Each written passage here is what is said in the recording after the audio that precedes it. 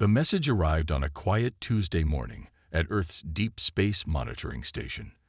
Lieutenant Sarah Chen was finishing her night shift when the quantum receiver began pulsing with an unusual frequency. The signal was unlike anything humanity had encountered in their centuries of secret space observation. "Director Walsh, you need to see this." Sarah's voice carried an urgency that brought the station's chief running. The message was clear, a desperate plea for help from a species called the Araxians, broadcasting on frequencies that shouldn't have been possible for their level of technology. The Araxians' message painted a grim picture. The Kraken Empire, a ruthless civilization of conquest, had already subjugated 12 star systems. Their biomechanical warships stripped planets of resources, leaving broken civilizations in their wake. The Araxians were next, their peaceful society of architects and artists, no match for the Empire's military might. What the Kraken Empire didn't know, what no alien civilization knew, was that humanity had been watching. For 3 centuries, Earth had maintained a policy of absolute isolation, building its defenses and technological capabilities in secret. The galaxy believed Earth was just another primitive world, its atmosphere too hostile for advanced life. This carefully crafted deception had protected humanity as they prepared for the day they might be needed. In the Strategic Command Center beneath Mount Cheyenne, Admiral James Reeves stood before the United Earth Council. "The Araxians don't know we exist, but their message changes everything. We've spent 300 years preparing for this moment. The question is, are we ready to reveal ourselves?" The council chamber erupted in heated debate. Some argued for continued isolation, citing the risks of exposure. Others pushed for immediate intervention, seeing the Kraken Empire as the very threat they had prepared to face. "We built the Ghost Fleet for exactly this purpose," Admiral Reeves continued. 15,000 ships with technology centuries beyond what the Kraken Empire possesses. Our quantum drives, dark matter shields, and gravitational weapons are unlike anything they've encountered. We can end their conquest before they realize what hit them. Director Walsh's hologram appeared in the chamber. "The Araxians have less than 2 weeks before the Kraken fleet reaches their homeworld. If we're going to act, it has to be now." The Council's decision was unprecedented but unanimous. Operation Silent Guardian would commence immediately. Within hours, the Ghost Fleet began emerging from its hidden shipyards inside Jupiter's atmosphere. The massive vessels, their dark hulls absorbing all light, represented humanity's best-kept secret. Captain Maya Rodriguez stood on the bridge of the UES Hyperion, the fleet's flagship. Her crew, like all humans in the defense forces, had trained their entire lives for this moment. They were the product of generations of preparation, carrying technologies that seemed like magic even to most of Earth's population. "All ships report ready, Captain," her XO announced. "Ghost Fleet formation is complete." Maya took a deep breath, looking at the holographic display showing 5,000 ships in the first wave. They would arrive through quantum space just outside the Araxian system, their first reveal to a galaxy that had no idea humanity had advanced so far. "Send the final authorization code," she ordered. "Operation Silent Guardian is go. Let's show the Kraken Empire why Earth was labeled a death world." As the Ghost Fleet vanished into quantum space, Maya couldn't help but smile. Humanity had hidden long enough. It was time to show the galaxy that sometimes the most dangerous species were the ones smart enough to wait in the shadows. The Kraken Empire was about to learn why evolution on Earth had produced such resourceful, resilient beings. They were about to discover that humans hadn't spent 3 centuries hiding. They had spent it preparing. The age of humanity's isolation was over, and the galaxy would never be the same. Operation Thunderstrike. The Kraken Empire's fleet hung in space above Araxia like a storm cloud of gleaming metal. 300 warships, each bristling with plasma cannons and missile arrays, prepared for their standard conquest protocol. They had performed this dance a dozen times before. Overwhelming force, swift subjugation, minimal resistance. Admiral Vexthor stood on his command bridge, mandibles clicking in anticipation.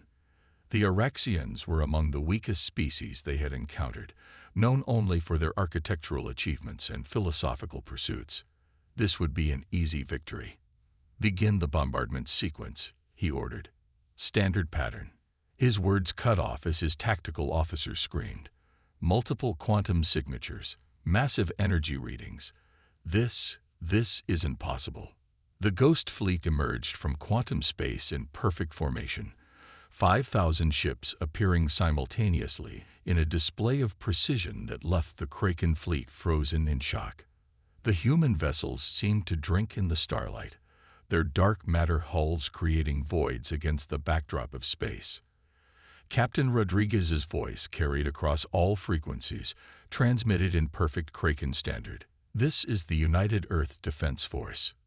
You are engaging in unauthorized hostile actions against a peaceful civilization. Withdraw immediately or face consequences." The Kraken response was predictable. A full barrage of plasma torpedoes and kinetic rounds. What happened next would be discussed in military academies across the galaxy for centuries to come. The human ships didn't dodge. They didn't raise shields. Instead, their dark matter hulls absorbed every impact, converting the energy into fuel for what came next. This was technology born from 300 years of studying Earth's most extreme physics phenomena. "They want to learn about humanity." Maya smiled. "Let's teach them. Execute Thunderstrike Protocol." The Ghost Fleet split into smaller squadrons, each moving with impossible precision. Gravitational weapons activated, creating localized space-time distortions that twisted Kraken ships like paper toys. Quantum torpedoes phased through conventional shields, rematerializing inside enemy vessels. Each human ship operated with an AI core that could process combat decisions in nanoseconds, coordinating with the entire fleet through quantum entanglement. Admiral Vexthor watched in horror as his fleet was systematically dismantled. These weren't just advanced weapons. This was technology that shouldn't exist, deployed by a species that had supposedly been primitive just days ago. "Hold position." He barked as ships began to break formation. "They're just tricks and..." The UES Hyperion appeared directly in front of his flagship, having traversed the space between them through a localized quantum tunnel. Maya's voice came through again. "Consider this a demonstration. The next strike won't be a warning." The surviving Kraken ships fled in disarray, jumping to hyperspace with barely half their fleet intact. On the planet below, the Araxians watched in awe as their would-be conquerors were routed by mysterious saviors. In the aftermath, Maya coordinated with ground teams making first contact with the Araxians. The tall, crystalline beings were still trying to process what they had witnessed. "We believed we were alone," their high speaker said. "How did you develop such technology in secret?" "Humanity learned long ago that the best way to survive is to be underestimated," Maya explained. "We watched, we learned, and we prepared. The Kraken Empire mistakes technological advancement for strength, but humanity's real power lies in our ability to innovate, to think differently." But even as the Araxians celebrated their salvation, Maya knew this was just the beginning. The Kraken Empire would return, this time with their full might. And there were darker secrets yet to be uncovered about why they were so desperately expanding their territory. In quantum space, the fleeing Kraken ships carried data about their defeat and about the bioweapon that was supposed to ensure their final victory. The real war was just beginning, and humanity's revelation to the galaxy had changed everything. Back on the Hyperion, Maya received a priority transmission from Earth. New intelligence suggested the Kraken Empire was more desperate than anyone had realized. Their expansion wasn't just about conquest. They were running from something. Something that made their fear of humanity pale in comparison. The price of victory. Deep within the captured Kraken command ship, human quantum computers decoded encrypted files that would change the course of the war. Dr. Elena Santos, Earth's leading xenobiologist, stared at the holographic data with growing horror. "This isn't just a bioweapon," she reported to the assembled command staff. The Kraken Empire is trying to fundamentally rewrite organic life itself. They're not expanding for conquest. They're searching for test subjects. The decoded files revealed a truth more terrifying than simple imperialism. The Kraken Empire had detected something approaching from intergalactic space, a form of life that consumed organic matter and converted it into crystalline structures. They called it the Hollow Tide. Maya studied the simulation showing the tide's projected path. How long? 5 years until it reaches the galaxy's edge, Elena replied. The Kraken Empire's bioweapon is meant to transform organic life into something the tide can't consume. But their tests have all failed catastrophically. Every species they've converted has died in agony. Admiral Reeves' hologram flickered in the command center. This changes everything. We revealed ourselves to stop their conquest, but now we're facing an extinction-level threat to all organic life in the galaxy. The Ghost Fleet's initial victory had bought them time, but the Kraken Empire was mobilizing its full military might. 10,000 ships were converging on their position, not to defeat humanity, but to capture their advanced technology. They believed Earth's quantum science might hold the key to perfecting their bioweapon. Maya walked the corridors of the Hyperion, feeling the weight of command more heavily than ever. The crew worked with quiet efficiency, but she could sense their unease. They had trained to fight other civilizations, not to save the galaxy from an existential threat. "Captain," her AI interface chimed, "we're detecting unusual quantum signatures from the captured Kraken ships. Their bioweapon research facilities are evolving." The emergency alarm blared moments later. The failed bioweapon experiments were mutating, creating hybrid life forms that spread through the ships like a virus. Elena's voice came through the comm, breathless with urgency. "The weapon doesn't just modify DNA. It alters quantum states at the cellular level. It's trying to push organic matter into a different phase of reality, but it's unstable. The subjects exist in multiple states simultaneously until they collapse." The human fleet watched in horror as the captured ships began to glow with an otherworldly light.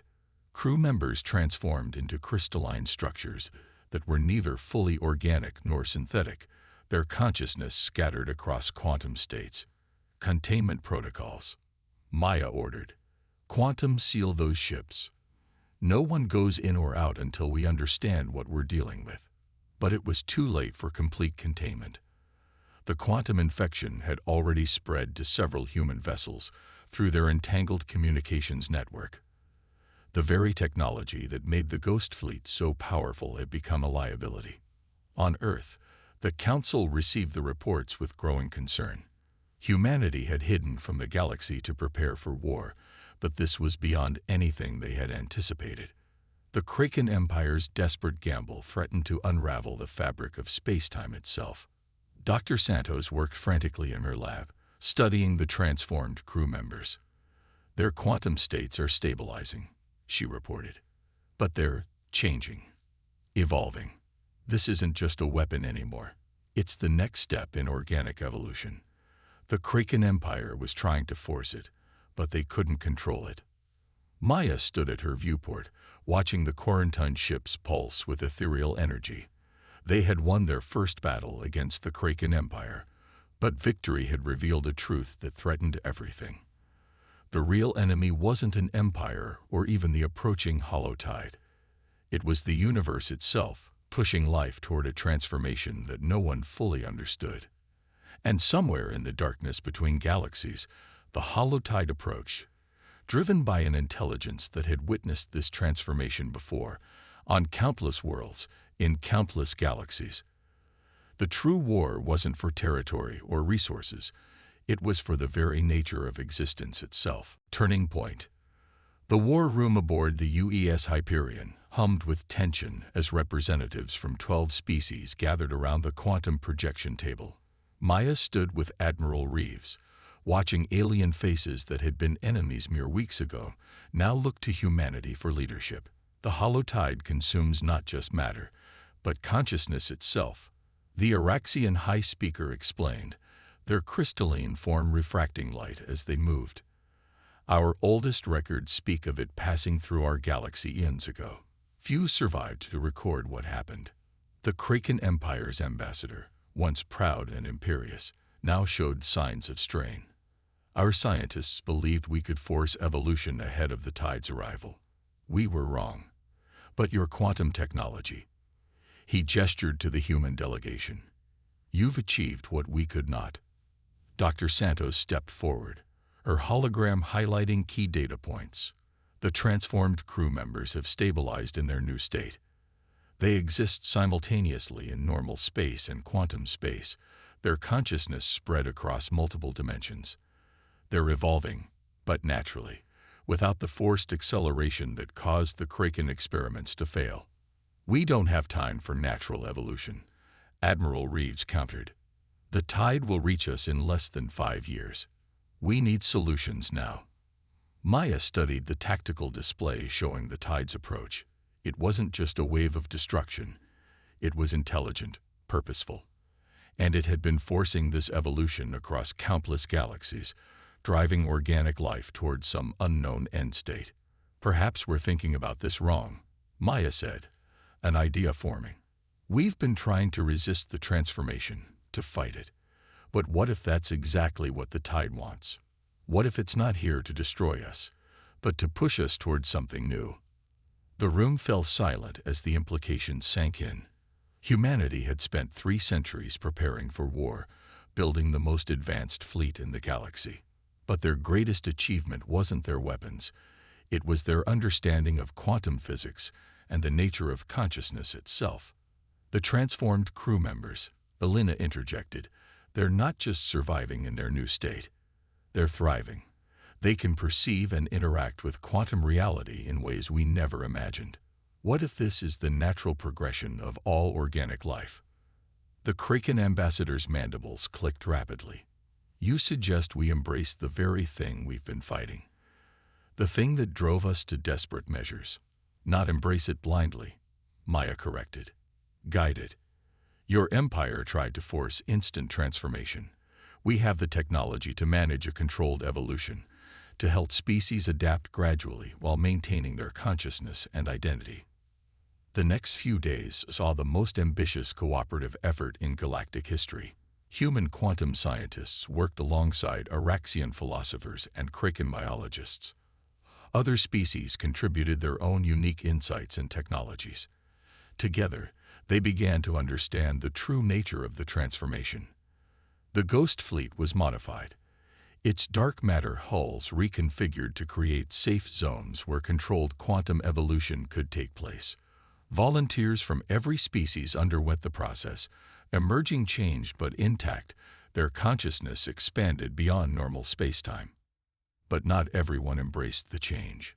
A faction of the Kraken Empire, led by hardline military commanders, broke away.